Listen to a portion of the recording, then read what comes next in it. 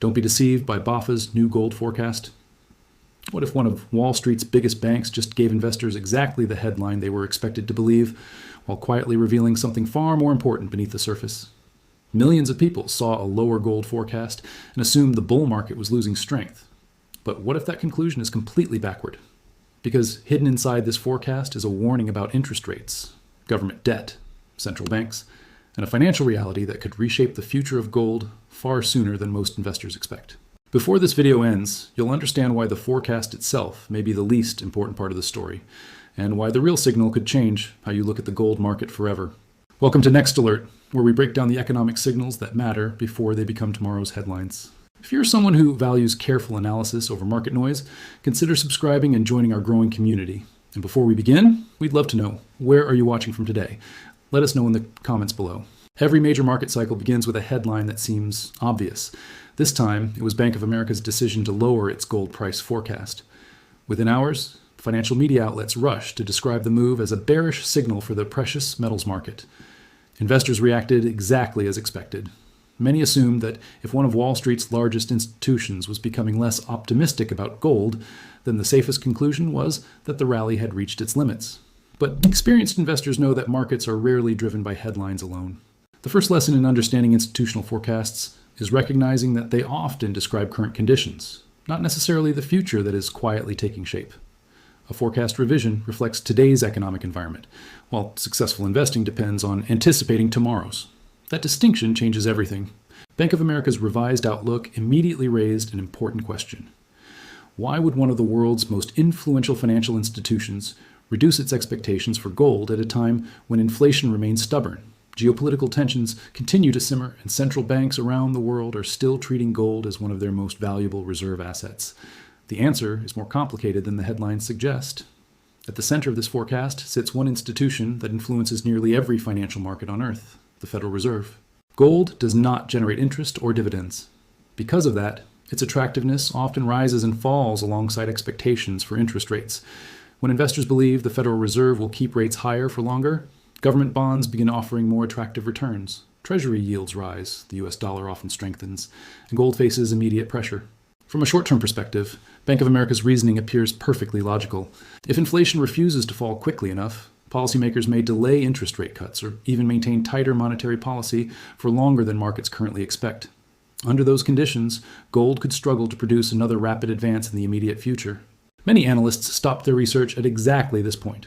They saw a lower forecast and concluded that the story was finished. In reality, this is where the story actually begins. Large financial institutions rarely build forecasts using emotion. They constantly adjust projections as economic conditions evolve. That does not necessarily mean they have abandoned their broader investment thesis. More often, they are revising the timeline rather than changing the destination.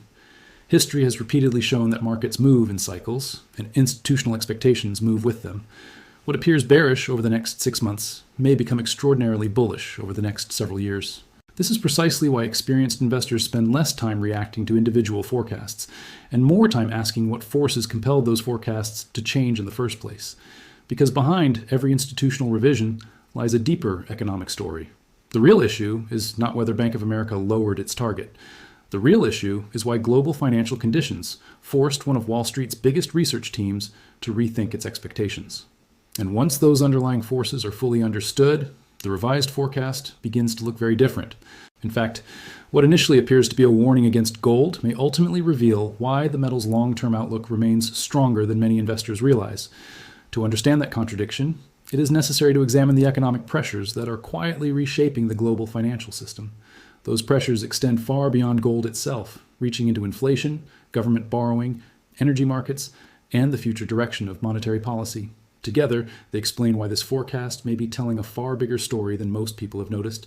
Imagine for a moment that Bank of America's forecast is placed on a table beside another set of numbers: America's national debt, annual interest payments, and inflation data. Suddenly, the gold forecast no longer looks like an isolated prediction. It becomes one piece of a much larger puzzle.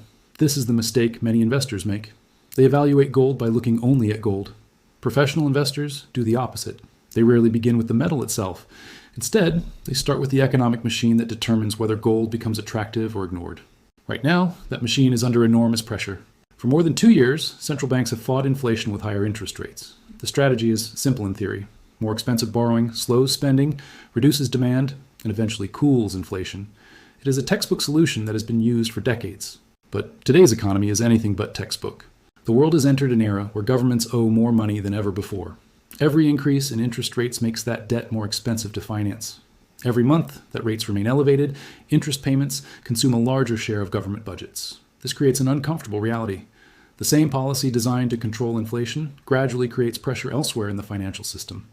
Businesses face higher borrowing costs. Consumers postpone major purchases. Commercial real estate weakens. Credit conditions tighten.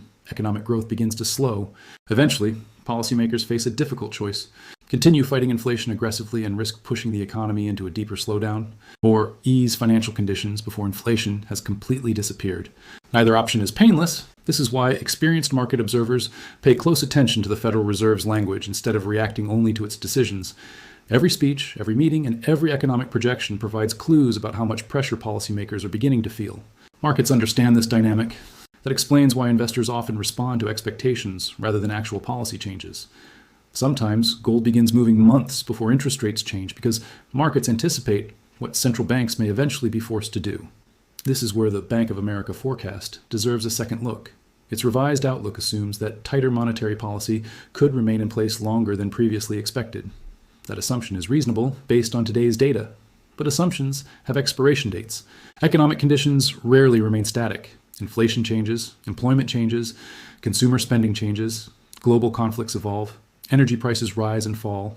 Every one of these variables influences the decisions made inside central banks. History suggests that prolonged periods of restrictive policy become increasingly difficult to maintain as financial pressure accumulates.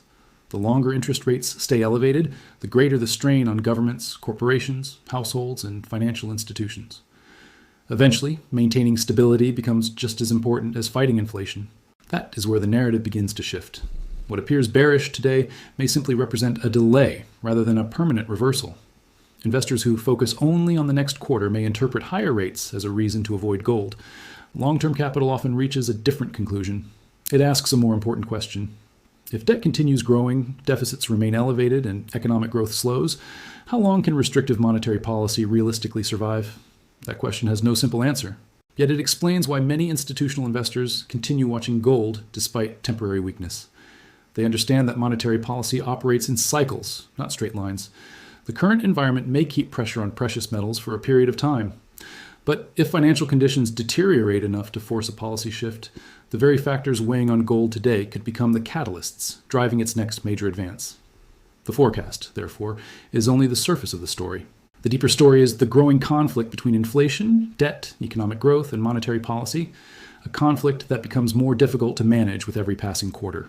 And while Wall Street debates interest rate expectations, another group of buyers has been acting with remarkable consistency. They are not hedge funds. They are not retail investors. They are the world's central banks, and their actions reveal a perspective that stretches far beyond the next Federal Reserve meeting.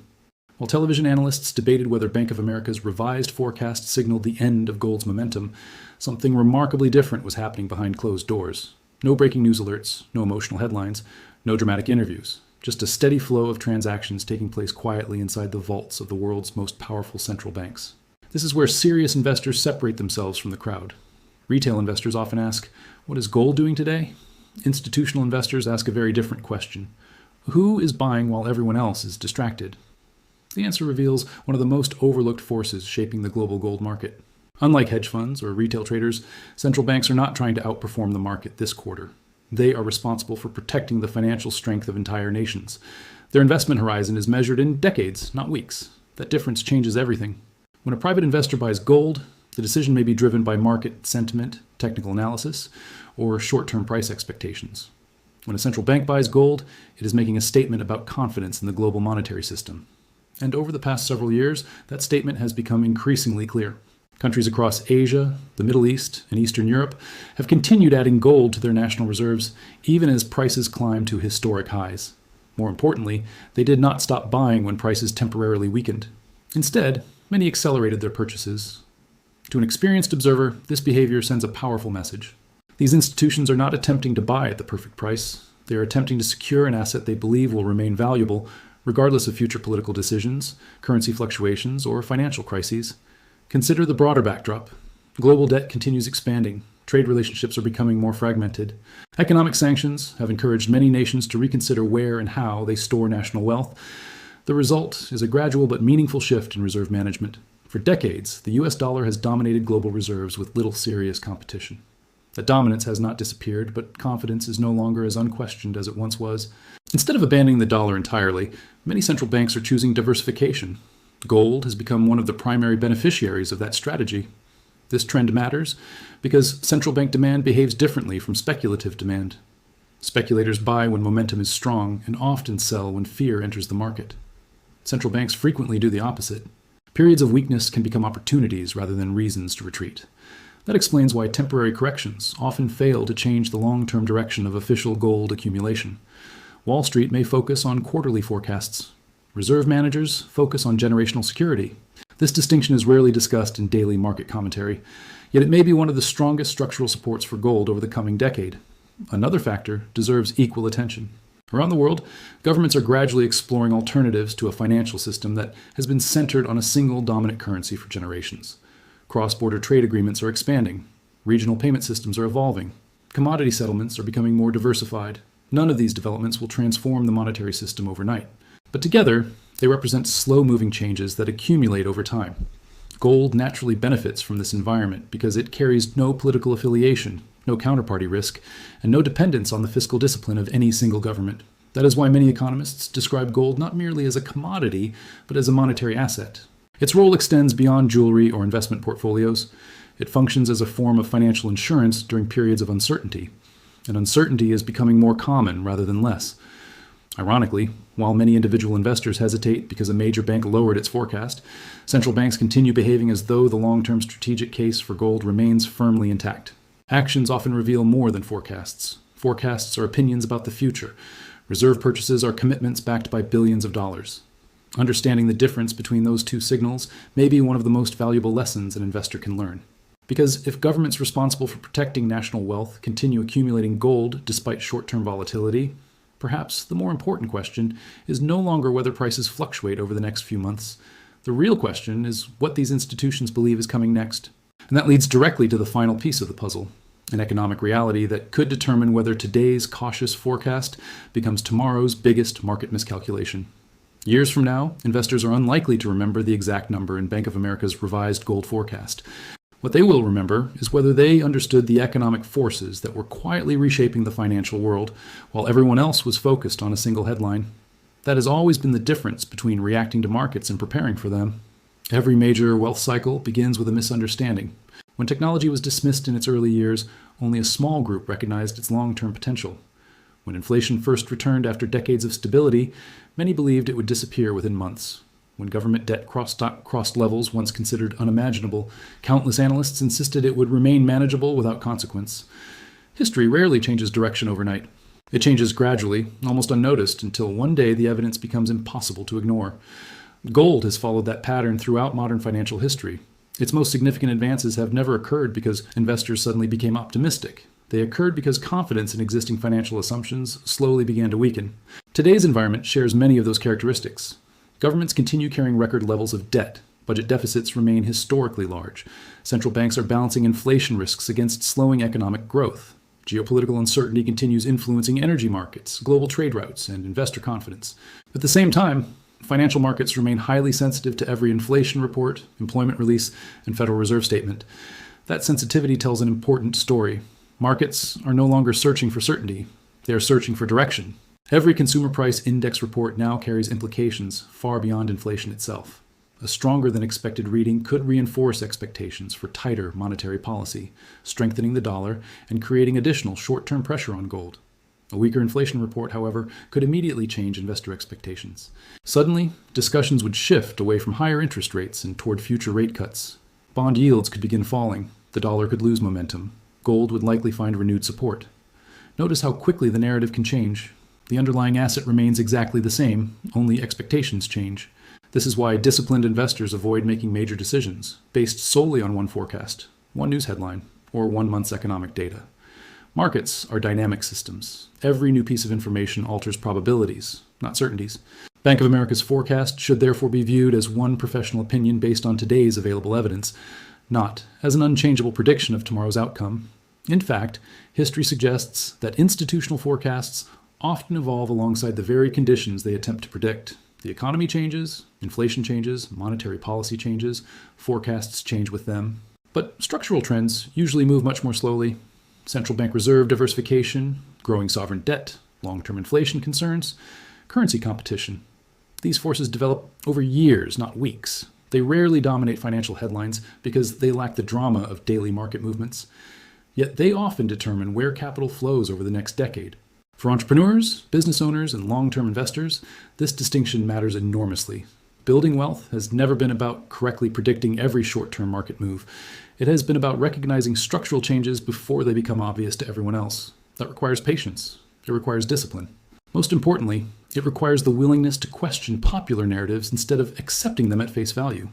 Bank of America's revised forecast may ultimately prove accurate for the months ahead, or economic conditions may evolve in ways that force another revision. Either outcome is entirely possible. The more valuable lesson lies elsewhere.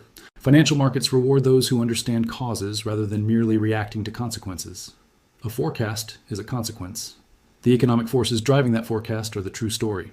As investors look toward the months ahead, several developments deserve close attention. Inflation data, Federal Reserve communications, Treasury yields, energy prices, central bank gold purchases, and the strength of the US dollar. Together, these indicators will reveal far more about gold's long-term direction than any single price target ever could. So before accepting the next headline that declares gold bullish or bearish, ask a different question. What economic reality is that headline reflecting? Because in every market cycle, those who learn to identify the deeper trend are usually the ones who arrive at the opportunity long before the crowd realizes it exists. And perhaps that is the greatest deception of all. The biggest risk was never Bank of America's forecast. The biggest risk was believing that one forecast could define the future of an asset shaped by the world's most powerful economic forces.